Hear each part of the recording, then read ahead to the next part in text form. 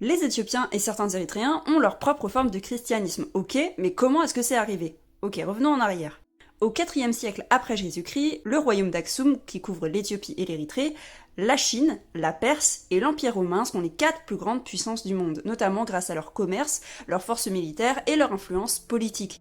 À cette époque, le philosophe Mérope de Tyr, un Phénicien, donc actuel Libanais, décida de partir vers les Indes pour mieux découvrir la région. Il emmène avec lui ses 2 neveux, les 2 adolescents, Frumens et Édèse. Il découvre l'Inde, sa culture, puis décide de revenir à Rome.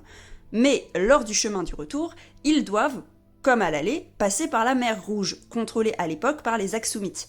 Mais à ce moment-là, les Aksumites et les Romains étaient en très mauvais termes, alors ce qui devait arriver arriva.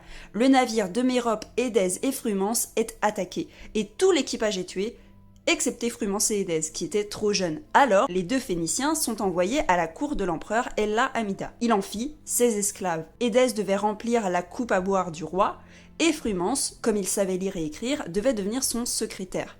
Avec le temps, le roi Ella Amida s'intéressa à son esclave, mais surtout sa religion, le christianisme. Ce qu'il faut bien comprendre, c'est qu'à l'époque, Aksum c'était un carrefour commercial, et plusieurs religions et croyances existaient sur le territoire en fonction des voyageurs qui venaient à Aksum, mais aucune n'était vraiment dominante. En 320, Ella Amida décide d'affranchir les 2 Phéniciens et de leur rendre leur liberté. Avant de mourir, il demanda à Frumens de s'occuper de l'éducation de ses 2 fils, Ezana et Saïzana. En 325, le roi Ezana, donc son fils, se convertit au christianisme et en 330, il décide de convertir son royaume, ce qui en fait le 3e pays au monde à s'être converti au christianisme.